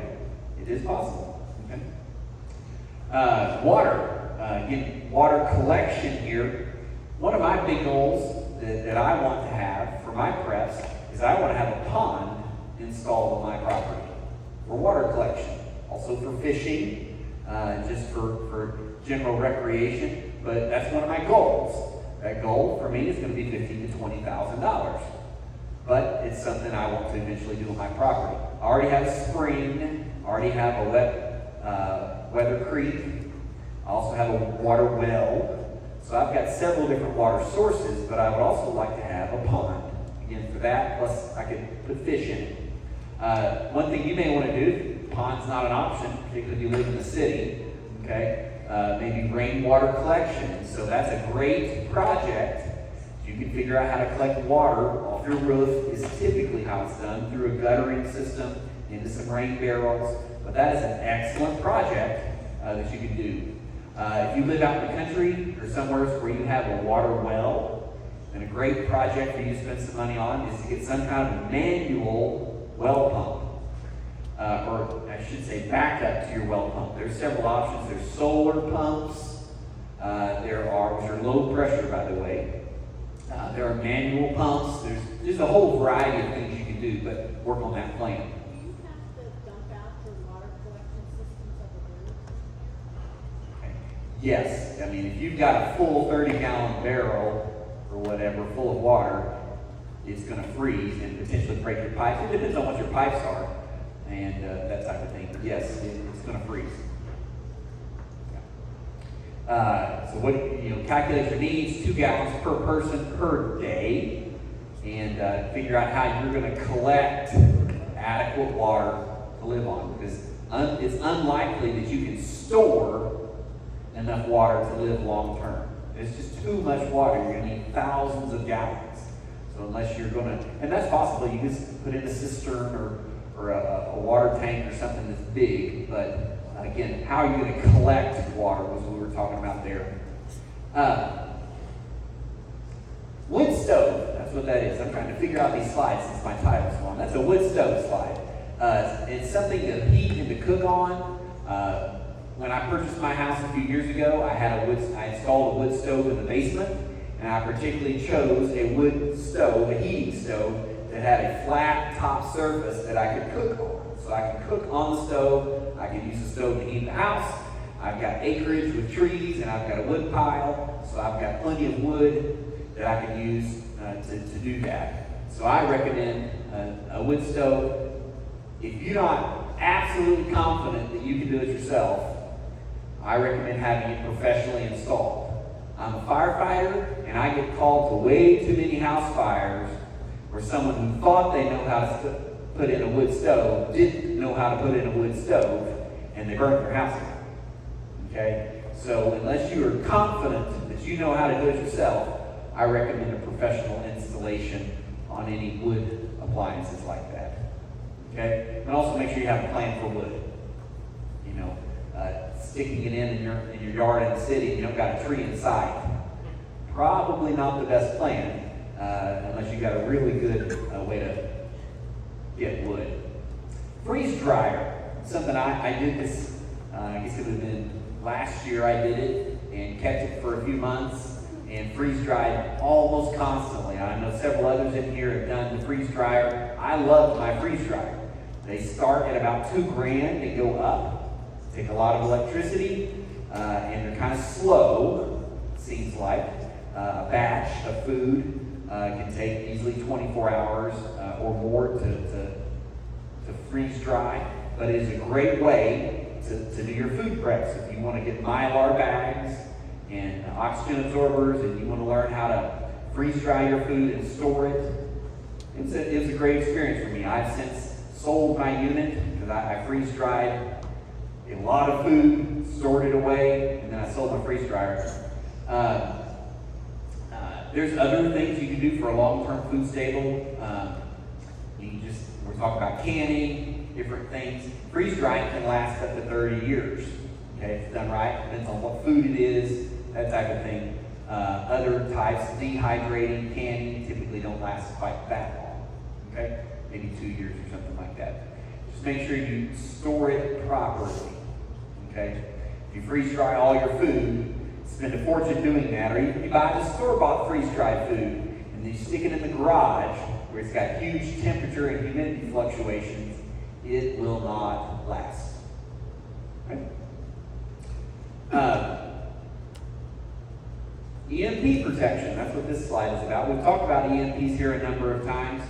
There's a lot of different devices you can get to protect your whole house, your vehicle, your solar system, your generator, whatever you want to protect. There's a couple of sites that I recommend, empshield.com, disasterpreparer.com. If you go to either of those sites, you use that coupon code, you not only save money, but they give a little bit back to us. So both of those, you can buy the devices that you can wire into your house. Again, we're talking about expensive items. The whole house items, start at like $400. So it's expensive, but you get whole house protection from an EMP as well as lightning protection. Okay, so that's good stuff to have around. In my opinion, the $400 to protect my whole house, it was worth it just for lightning protection for my whole house, much less to get the EMP protection and that type of stuff. Okay, we gotta hurry up.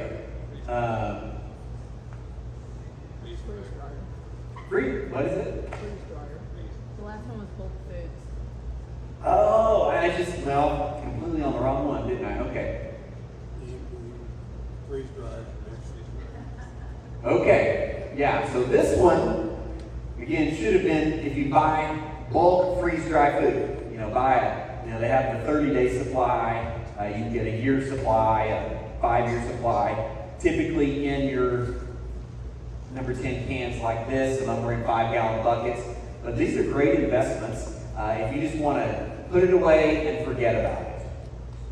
Okay? These cans, this one, let's see, this is peas, and it has an expiration date of 2052. So literally 29 years. Okay? If it's stored properly. What is stored properly? Yeah. 70 degrees. 70 degrees or below. And no sunlight. Very little sunlight. Yeah. Low humidity. Yeah.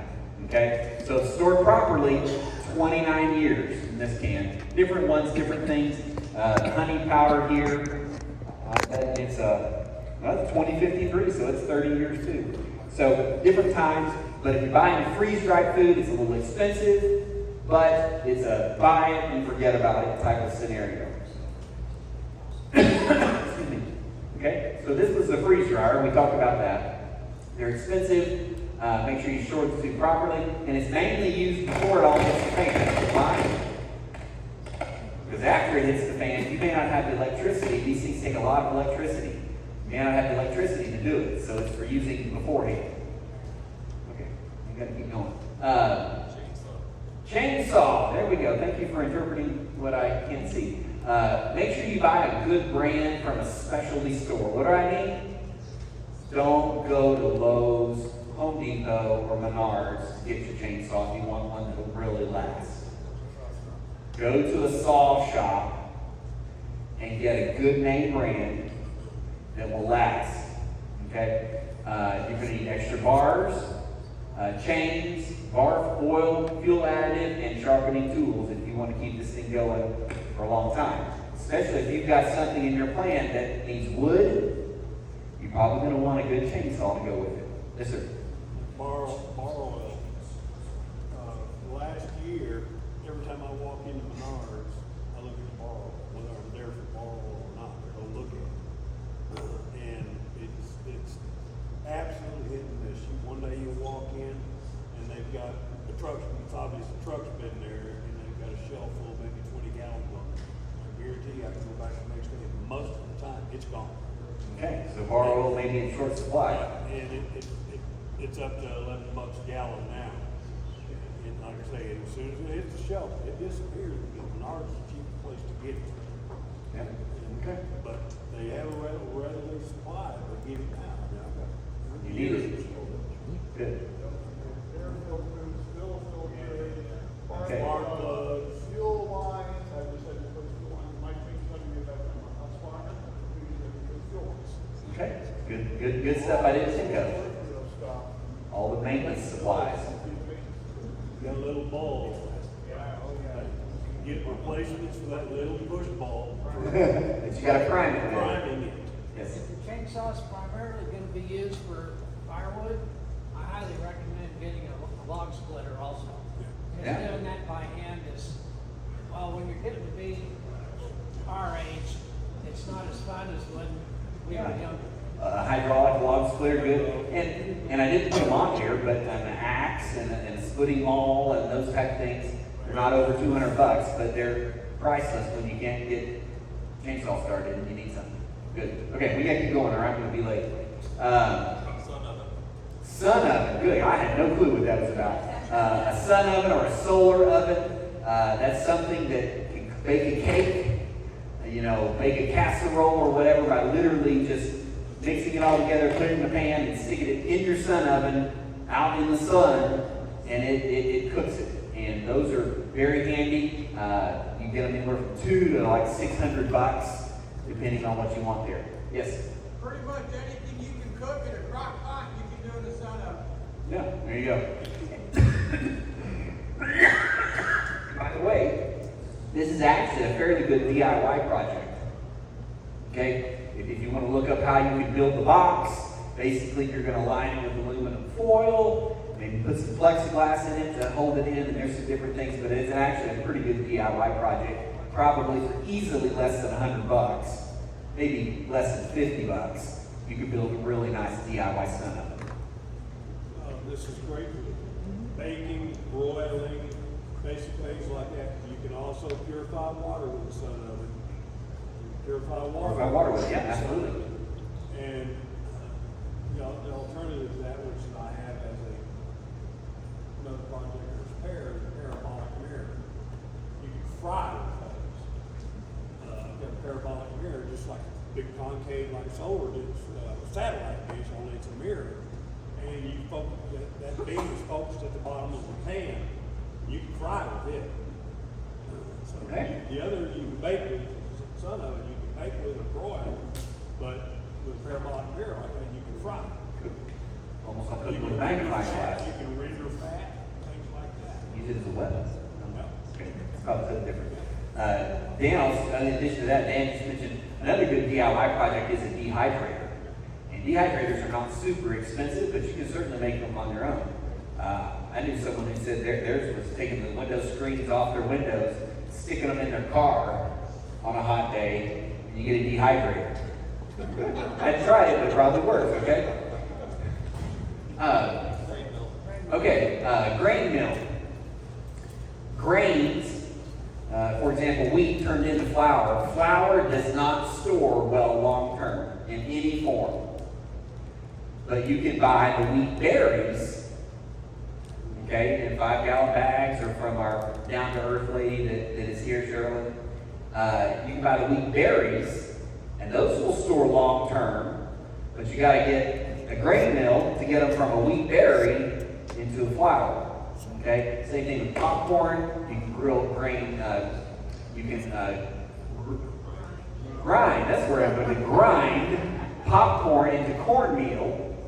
Okay, and those types of things. But you need a good grain mill for that. It also works for coffee. I got any coffee addicts in here? Okay, yeah, you're going to be. This is on top of your list now, all of a sudden, right?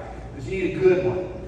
This one is a relatively small one, but it's a really good brand with really good reviews, and it's about $300. Okay, it has some attachments. It has really good grinding wheels and those type of things. What I like about this one is you can buy the extra attachments here. It'll go to your grill. That's grill. Your drill, your cordless drill. So if you don't want to manually crank it, you can stick your cordless drill on it. Okay. It's also got gears and pulleys. It's got a bicycle sprocket. You want to crank this thing with your bicycle? Okay, when you don't got power, it's got different options for that. So this is a really good Wonder Mill. It's that brand there. Unless you have children, you can have hand grinded. You have to Absolutely. turn to hand grinded. It's harder than you think it is. It is very hard. And quality makes a lot of difference on those. Freezer, that's where we're at. A good chest freezer. But you must have a plan to keep it operating. That needs electrical. Okay? A chest freezer full of a half a cow, that's 300-something pounds of meat. If you don't have a plan to keep it operating when the power goes out, that meat's not going to do you a whole lot of good except for one big meal. Yeah, start smoking it. If you can smoke it, if you can salt it, if you can preserve it. But most people can't. So that's going to be good for one big meal, and that's it. Okay? You've got to have a plan. So have a freezer, have a plan to keep it operating, and stock it with meat is what I recommend. Vegetables and those type of things should be canned and should have other storage methods. Meat is really great in the freezer.